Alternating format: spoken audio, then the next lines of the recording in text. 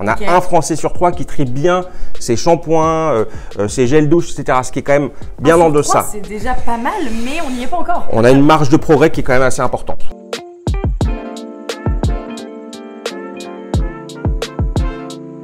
Hello à tous, je suis aujourd'hui en direct de chez Citeo avec Gauthier. On avait rencontré Gauthier notamment et Citeo il y a 2 ans. Il y a pas mal de choses qui ont évolué depuis.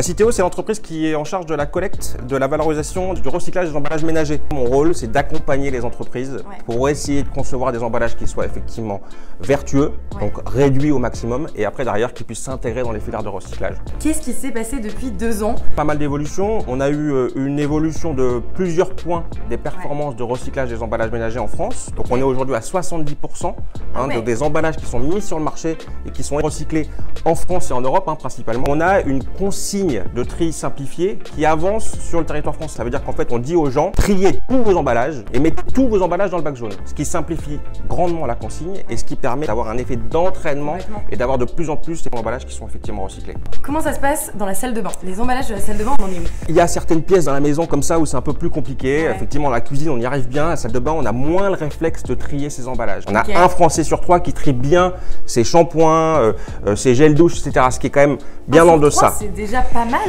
mais on n'y est pas encore. On a une marge de progrès qui est quand même assez importante. Est-ce qu'on peut parler plus spécifiquement des produits Respire? Les choix qu'on a fait avec les emballages. Pour rappel, nous, en 2 ans, on s'est rencontrés, on avait juste nos déodorants. Ouais, je me rappelle. Nos déodorants qui sont en plastique rebroyé et recyclable.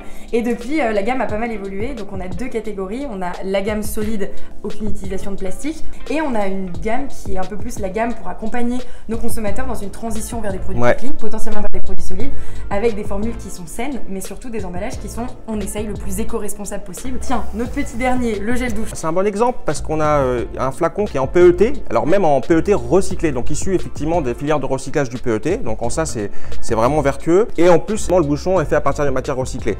Là, on a un bon exemple sur un produit en plastique avec des choix de résine et des choix effectivement de matières recyclées qui permettent de diminuer l'impact sur l'environnement et sans perturber encore une fois les filières de recyclage. Si on le jette dans le bac jaune, on est quasiment sûr qu'il va être recyclé? Ouais. Là, la résine PET est parfaitement identifiable dans les centres de tri et derrière, ça va partir dans les bonnes filières. Si le geste de tri est bien fait, faut pas oublier, on a beau concevoir des produits hyper bien faits, si le consommateur le met pas dans le bac jaune, tout ça est perdu. On a aussi lancé une éco-recharge pour notre gel douche et pour notre déo. Et qu'est-ce que tu en penses toi des éco-recharges? Alors les recharges, c'est hyper important, surtout si en plus elles sont faites en matériaux recyclables.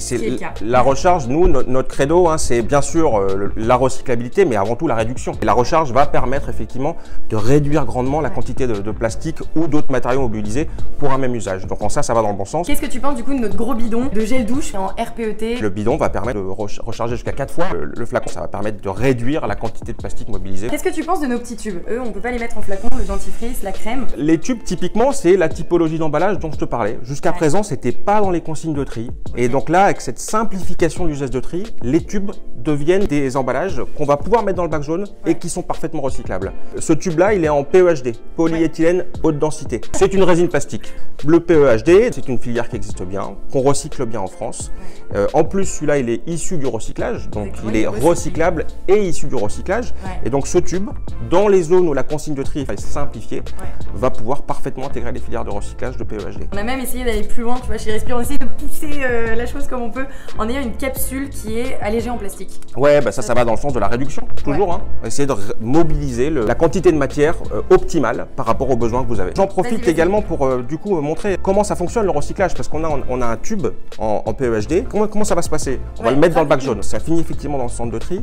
Et une fois qu'on arrive dans le centre de tri, il va être bien orienté et va pouvoir effectivement aller chez l'opérateur de recyclage. L'opérateur de recyclage va le broyer. C'est là qu'est l'avantage d'avoir un monomatériau. Ça permet d'avoir quelque chose d'homogène. On va broyer ces matières et après derrière on va les regranuler pour faire, pourquoi pas, un nouveau tube. Et là on voit d'autres types de paillettes, ce qu'on appelle des paillettes plutôt issues de ce type de résine plastique translucide transparente comme le PET. Une fois qu'on l'a bien lavé, on peut reformer ces nouvelles types de granules et c'est ça la nouvelle matière première qui va te permettre de refaire un flacon en PET. Et c'est recyclable à vie ce plastique? On a peu de recul aujourd'hui pour savoir est-ce qu'on est capable de recycler 4-5 fois et puis on n'est pas capable de tracer en plus exactement chaque atome de plastique. Ça se trouve, il y a du plastique qui a été recyclé. Voilà, ce qui est sûr, c'est qu'un emballage fait à partir de matière recyclée est parfaitement recyclable. Et parlons de notre petit dernier, le shampoing solide. Il n'y a pas de plastique, notre shampoing on l'utilise comme ça, mais après il nous reste ça quand même. Il y a quand même un emballage carton à jeter. Qu'est-ce que t'en penses de l'emballage carton? L'emballage carton il est simple, hein. Aujourd'hui il n'y a